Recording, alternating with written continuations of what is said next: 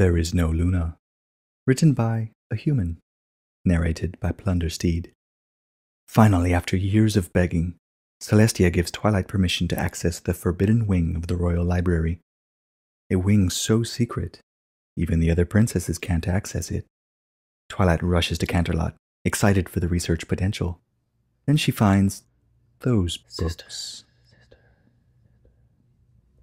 The Forbidden Wing.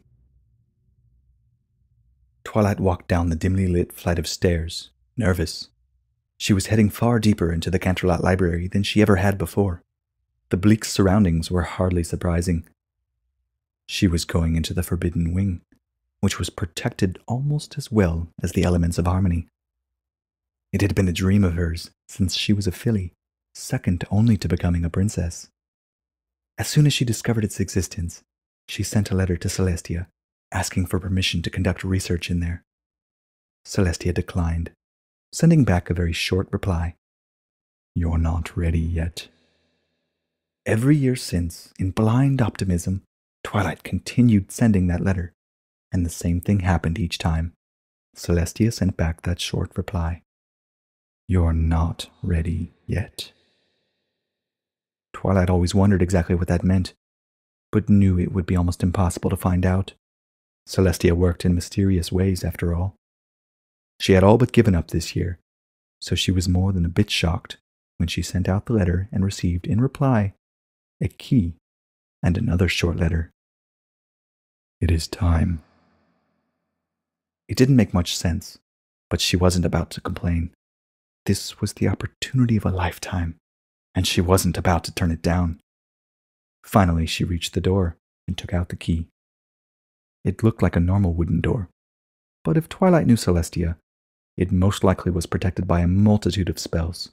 If she tried to open it without unlocking it, it might take her to a completely different room, or even kill her.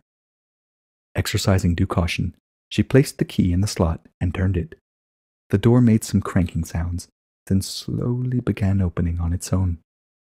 When a space large enough to walk through appeared, Twilight squeezed in. Under normal circumstances, Twilight would consider this room the tiniest, worst-kept library she had ever seen. But these were not normal circumstances, because she knew every book on these shelves had been deemed unreadable to the public.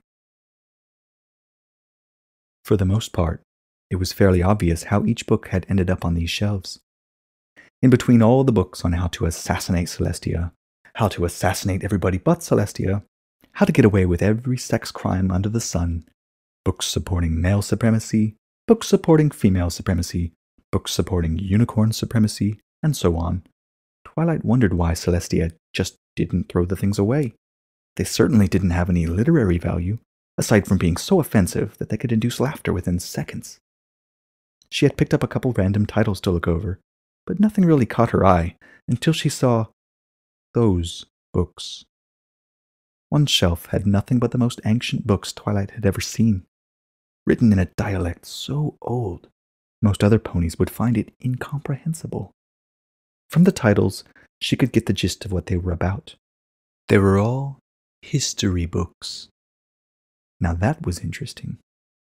Hardly anything accurately depicted history before Nightmare Moon, and those books looked at least that old. Maybe one of the writers had portrayed Celestia a little too negatively for her tastes. Regardless, Twilight was excited. She set down the boring books she had collected earlier and carefully grasped one of these old volumes with her magic. It took great skill and precision to carry something that old without breaking it. Twilight suspected that if she had attempted to do so even a year before, she would have accidentally crushed the book with force. Maybe this is why the wing is so protected, Twilight thought. Celestia just doesn't want the books damaged. She set the volume on the single table in the room and blew over the top of the book, raising a cloud of dust. Even through all the dust and scratches, she could tell the book was beautiful. It was a large, hardback volume with gold-rimmed pages hardly thicker than a blade of grass. The bindings were thick and intricate. Through the grime, it was clear parts of this were golden as well. She slowly opened it up and was blown away all over again. While the invention of the printing press had made books accessible to a larger audience, nothing quite equaled the precision and dedication that went into a homespun volume from ancient days. Each letter was a work of calligraphic art. The designs around the margins were better than most paintings, and the artwork. While the perspective and proportions were sometimes mangled, each line, each color, had so much passion within it. Twilight thought newer books sometimes lacked that passion, and she had never seen clearer evidence of that than what lay in front of her right now. She wondered what could possibly be wrong with this book. It was a national treasure, a work of art. She started going through the text, formulating ways to convince Celestia to release the book to the public. Nothing seemed wrong with the content. If anything, it seemed to focus on Celestia too much. Maybe she was embarrassed by that. It seemed like an awfully petty reason to put a book under such high security, especially when it had such obvious cultural value. Then she stopped. As she went through the pages, deciphering the arcane text, something was bugging her, something that wasn't immediately obvious. She flipped through the pages, trying to prove her suspicion wrong. No luck. Something, no, someone was entirely missing. She went back to the bookshelf, pulled out the volume on Celestia's early life, and double-checked. What she read made her leave the book open and sprint out of the room as fast as she could. Princess, Twilight got out, panting. Celestia, Celestia corrected automatically, setting down her much over-sugared tea. It appeared Twilight had run all the way up to her room, forgetting she had wings, as usual. What is it? Celestia said, even though she was fairly sure she knew. It's about some books I found in the Forbidden Wing. Celestia paused. Go on. Twilight composed herself. Why is there a collection of ancient history books that completely omit Luna? How did they even get produced? A series like that would have taken decades to write. If someone was going to that much trouble to write and sell that many books intentionally trying to erase your sister, wouldn't you hear about it at some point? I mean, at the very least, you wouldn't let the authors write a complete set, would you? Celestia was silent. I'm sorry, but this is just bugging me too much. They don't mention her at all. Nothing in the text, nothing in the pictures, nothing. They describe how you defeated Discord alone, the minutiae of how you managed the nighttime court alone. They attribute everything she did to you. They even say it's impossible for naturally born alicorns to have siblings because they siphon their mother's life source. I hate to admit it, but their theory seems incredibly well substantiated, to the point where I think forging it would have been more difficult than doing the legitimate research. Twilight looked down. I just can't figure out why. Why would they go to such effort to exclude her? They were most likely risking their lives for it, and for what? It was 200 years before Luna turned into Nightmare Moon. Apparently one of the most peaceful times in equestrian history. There's no motivation, and no matter how careful they were, I can't imagine how they could have kept their activities hidden from you. Is there some reason you let them do this? Is that why those books are locked away in the Forbidden Wing? Celestia looked away. She slowly got up, walked to a window, and traced the glass. I knew this day would come, she said. Twilight got closer. What day? Celestia turned her head. You're right. I let them do that. That's why the books are in the Forbidden Wing, she said. I figured you'd find them, but I never thought you'd notice something was wrong with them so quickly. I suppose I shouldn't underestimate you. Then, can you tell me why? Celestia looked at Twilight. Of course. I've been planning to tell you ever since you became a princess. I've been searching for someone to tell for 1,000 years now. And now, I know you're ready. Ready for what? Celestia's horn lit. Every window and door in the room shut simultaneously. And, outside, Twilight could see a shimmering shield. An extra privacy spell, she figured. Everything I say to you now must stay in this room for all eternity, Celestia said. It is of vital importance for the safety of everyone in this country. No, everyone in this world. Do you understand? Twilight nodded. Celestia sighed and started nervously pacing. An odd sight. The truth is, she began hesitantly. Those are the real history books, Twilight. Twilight froze. What? You mean? Alicorns can never have siblings. Yes. Luna is not my sister. Then what is she?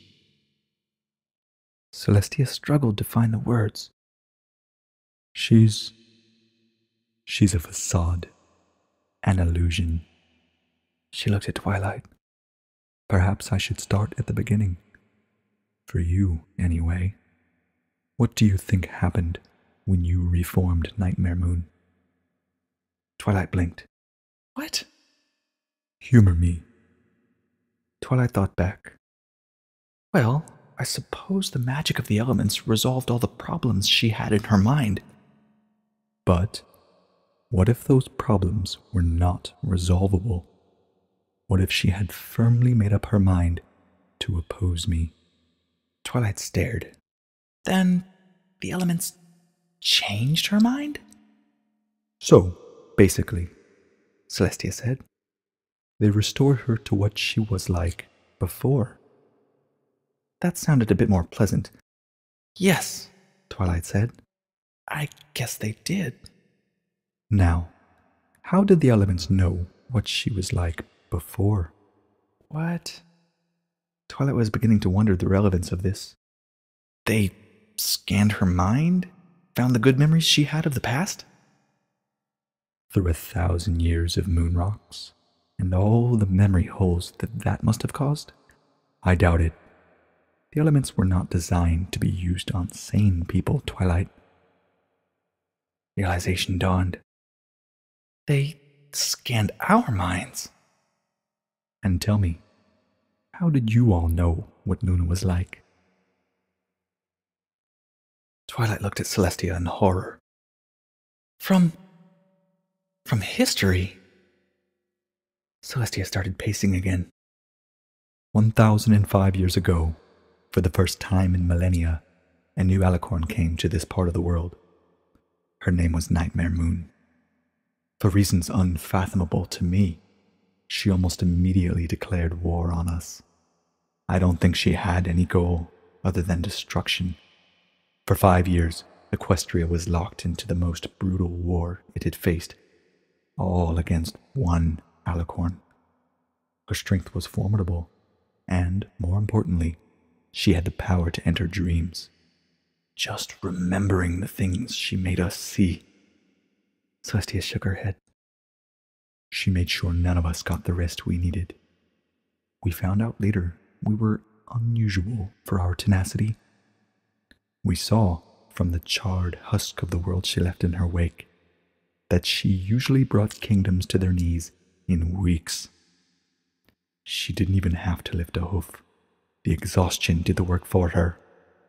If we fought back with traditional methods, we would have been doomed. Celestia smiled slightly. Luckily, I know quite a few non-traditional methods. Twilight was silent. I tried everything. I couldn't afford to hold back with her. But she just wouldn't die. She must have been a very young, naturally born alicorn, which meant she had nearly limitless power. There was only one thing I could do, a temporary solution. Seal her on the moon, and buy time to think of something more permanent. Twilight scoffed. To buy time? 1,000 years might belong to you, but for me, it's a drop in the bucket. Even after she was gone, I could hardly sleep, because I knew she would be back, and she wouldn't be weaker, just angrier and even more deranged. I had no idea what to do with her, and then something happened. A rumor spread. Who knows who started it, but someone said Nightmare Moon was my scorned sister, and people began to believe it. It was ridiculous, of course. I knew that alicorns couldn't have sisters. But then, I realized not many people did, and I got an idea. The elements depend on belief. I couldn't reform Nightmare Moon with them because I didn't believe she had a conscience. I couldn't kill her with them because she was too powerful. So, sealing her in the moon was the only option. But what if I could convince people she had a conscience, and then use them to reform her? It was the only thing I could think of that sounded even slightly feasible, so I went for it. I waited a couple 100 years, and then I confirmed those rumors. I said Nightmare Moon was my sister, and I had hidden this because the memories were too painful. I gave her the name Luna, and said she was in charge of the night, to contrast with my command of the day. My sun-shaped cutie mark made that seem credible. I even invented a childhood with her, gave her quirks, habits, a personality. I said anything I could think of. Before I knew it, history books were filled with passages about this Luna, and it was common knowledge that she was my sister. Everyone knew what she was like, even though no one had ever met her. Twilight was pale. So, when you had us reform her, I depended on all of your memories, all of your belief in Luna to change Nightmare Moon into a different person. I couldn't do it myself because no matter how much I deluded myself, I would always know that Luna was a lie and the elements wouldn't work. Celestia, Twilight said, backing away. She looked away. We just wiped someone's mind clean and put her in there. I can't believe it. I just can't. It was the only option. Believe me when I said I tried everything. I did. I tried attacking. I tried negotiating. I even tried unconditionally surrendering, offering my life so that she might spare just this one country. But she wouldn't have it. She wanted everything to burn, and that was the end of it. Twilight shook her head. That can't be true. It can't. No one could be like that. She could, Celestia said. But you're right. I might have been able to do something different, something better. Sometimes I think that.